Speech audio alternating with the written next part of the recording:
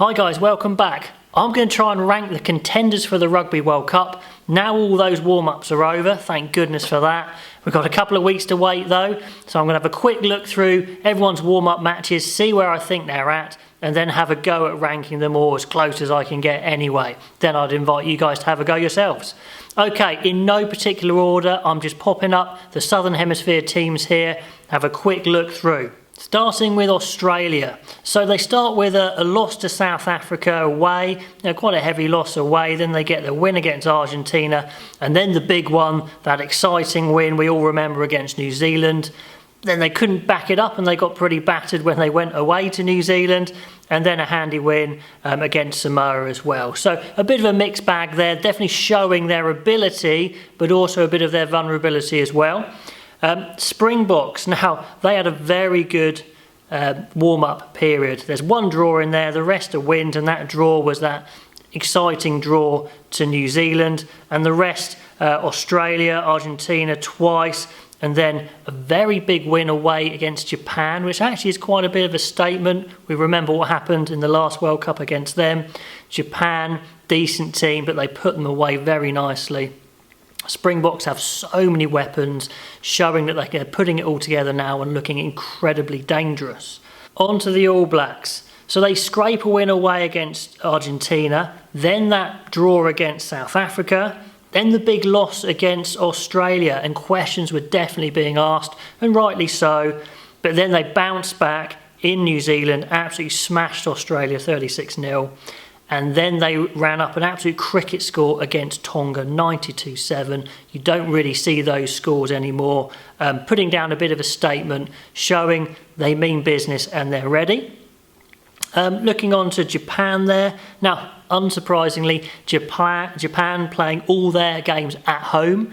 And everyone wants to play them at home because they want to get used to the World Cup. And there's no point in them playing away anyway because they're going to be playing at home. The only side that has that advantage. And they won against Fiji, Tonga and USA, so some of their rivals you could say, so that's very handy. But then a bit of a statement from South Africa against them where they lost very heavily, so they'll be disappointed with that one because it was building quite nicely.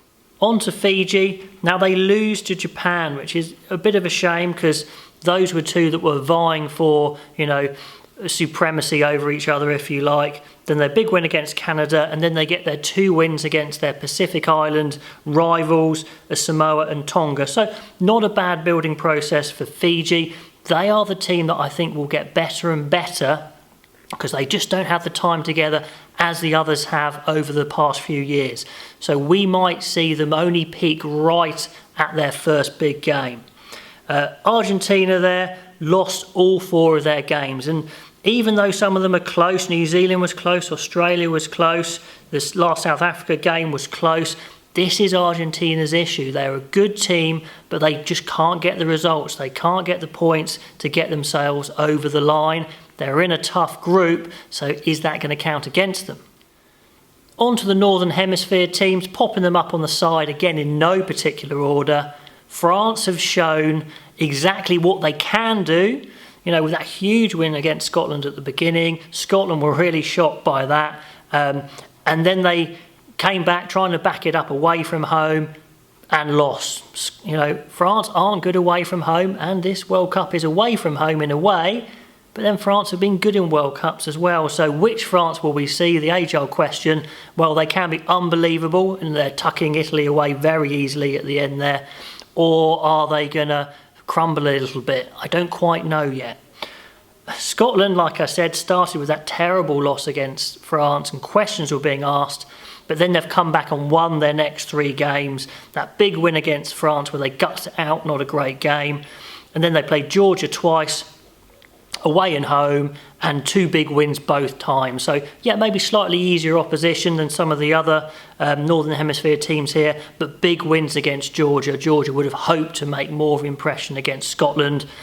One of Scotland's issues has been maybe fronting up physically, and well, Georgia's the ultimate test there, and they passed that one with flying colours. On to Ireland. Now Ireland's very interesting. Start with a scratchy win against Italy. Then they had that huge loss against England, 57-15.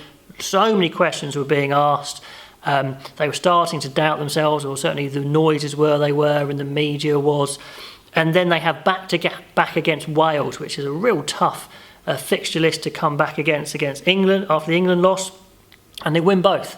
That was the key thing, winning both. I know Gatland didn't like the style they won the second one, but that's irrelevant.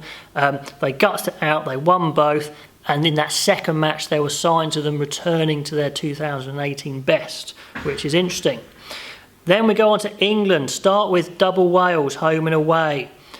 Big win the first time, a really nice win, 33-19 at Twickenham, but then away from home, Wales strangled them, England can get into the game and lose, quite a comfortable loss in a way, quite easy win for Wales, 6-13. But then they come back, 2 big wins, they bounce back straight from that with that huge win against Ireland, and then a very easy win against Italy. So a successful warm-up campaign for them, I would say. Wales are this Northern Hemisphere team in this list that's had the most disappointing build-up, if you like, but I've seen plenty of signs of good play, good defence. Their shapes in attack is looking good, although they haven't quite got it going yet. They had that loss of Anscombe, which is a big loss potentially, but they lost their first match against England, like we mentioned, bounced back to win nicely at home, and then the back-to-back against Ireland, losing both, is a bit of a blow. I think they're strong psychologically and they're going to have to be to come back from that. But I think there are enough good signs there for them to, get over those 3 losses. Okay, let's whack up that ranking on the side. Now, you can see I haven't quite ranked everyone because I just couldn't separate some of them. But let me give you some reasons for why I've put them where they are. Please don't get upset if you would rank them differently. That's fine. It's all just good fun opinion. I'm going to give my reasons. You guys please rank your own, give me your reasons. That's fine. If you think I've made a travesty somewhere, I'll take that on the chin. Maybe I have, maybe I haven't, who knows. Anyway, I still think New Zealand are #1 picks. They will be with the bookies probably. Springboks are very dangerous, player for player. They're as dangerous as New Zealand for me. But I think the All Blacks have shown enough coming back with their warm-up wins. They've got the quality, the handling's amazing. This dry conditions are going to be absolutely fine for them. They've got loads of experience, as I mentioned in my Caps video, and World Cup winning experience. And some of those players like Kieran Reid are starting to hit form. We saw Ben Smith come back to form. A lot of players starting to play very nicely. So I still think they're the favourites for me. Them and the Springboks, 1 and 2. They're in a good group, I think. They get a good draw. They should be through their group fine. And then those quarterfinals against either Scotland or Ireland, which will be hard, but they'll fancy them. So 1 and 2 for me. Springboks incredibly powerful, very dangerous. If you think they're the #1, I'll take that. I mean, they are very, very good. I'm just going with that experience of know-how of the All Blacks, just pipping it for me. But certainly the gulf that the All Blacks, I had them ahead before, has come right down. Then England, I'm putting in as a straight #3. They've shown their power, they've shown their ability to score lots of tries, and what I really like is their interplay in the forwards has gone right up. It's where I hoped they'd be. I haven't seen it for ages, but now they've got players like Billy Vunipola, Sinclair, Curry, moving the ball, George, moving the ball really nicely in the forwards, combined with that power game, is dangerous. I'm not sure psychologically they're quite as strong as some of the others. If they're put in a difficult position, I'd be nervous if they were slightly behind. Could they come back? Could they hold on to a lead? So, they could definitely put sides away, but when it's tight, I'm still not sure. There's questions there, which is why they haven't gone any higher. But #3 for me on the pure danger of that team. Then, this is me sitting on the fence, these 3. I cannot separate these 3. I've been thinking about it so much, and there's so many positives and negatives as to why they should be above it or below each other, but I can't. Wallabies, Wales and Ireland, they're about the same for me. So please sort that out for me. Help me out there. Wallabies have shown what they can do. They move the ball so nicely with pace. They're really together now as a team. They know what they're doing, and they've got options as well.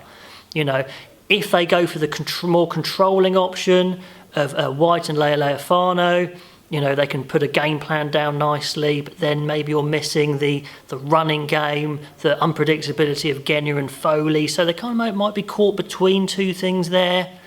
Are they a classic Australia team? Maybe not the best player for player, but they're definitely good enough. With Pocock back as well, that's a massive boost. That definitely puts them into that category there. Wales, I know, have had a bit of a downer with their results in their warm-up matches. But as you guys remind me in the comments, you know, warm-up matches are irrelevant, and it's how you perform in the World Cup. Although there's been plenty of World Cup winners, ex-World Cup winners, who have said you really don't want to lose more than one warm-up. But, you know, I don't know what you think about that. But I like Wales' psychology, I do. If the game is tight, I would probably put my money on Wales seeing it out. Their defence can be awesome. If they can just keep nudging, getting themselves ahead, you know, they're going to be so tough to break. That's why I put them in that bracket. Ireland had dropped below, but I've seen enough now to push them back into that bracket. You know, that dominant performance they put against Wales in that second half of their last game was impressive, almost unstoppable. Gatlin hated that, but that's how Ireland was so good in 2018. And if they can replicate that with a bit of extra subtlety, hopefully with Carberry back in the mix, they'll be right up there. Now, France. I haven't put quite that high, not because of ability or threat, it's consistency. Are they going to crumble somewhere? Are they going to give away some penalties? Are they going to have one bad game which could be it all over? That's why they're not quite as high. Scotland in some ways are the same as France. So much ability, and when they get it right, they are hot. If it's a tight game, I'm not sure they could quite live with, say, the Springboks or England. And the consistency of performance hasn't quite been there over this year, so I'm just dropping them slightly down, but ability-wise, no problem. Argentina, I haven't put quite as high. Their problem is winning. They're used to playing big opposition, but they just don't get over the line. Great defensive team, very organised. They all play for the same team, roughly, the Jaguares, but do they have enough attacking power to beat these big teams, you know, 2, 3, 4 games in a row? I'm not quite sure. Then on to the other two. Japan, they're at home. That puts them above Fiji for me. Their organisation is fantastic. They're unbelievably quick. The conditions will play well for them. Plus, like I said, that emotional factor pushes them just above Fiji. And then Fiji, that raw ability, they're going to get better and better. This is the only time they have together this World Cup cycle. They don't have it in any of the other test matches. They don't play together much. I think we won't see them at their best until they hit that first big game. And will it be enough? I don't know, but it's going to be exciting to see. Anyway, there we go. That's my ranking. Please let me know what you think. Have a little play around with it. And until next time, I'll see you then.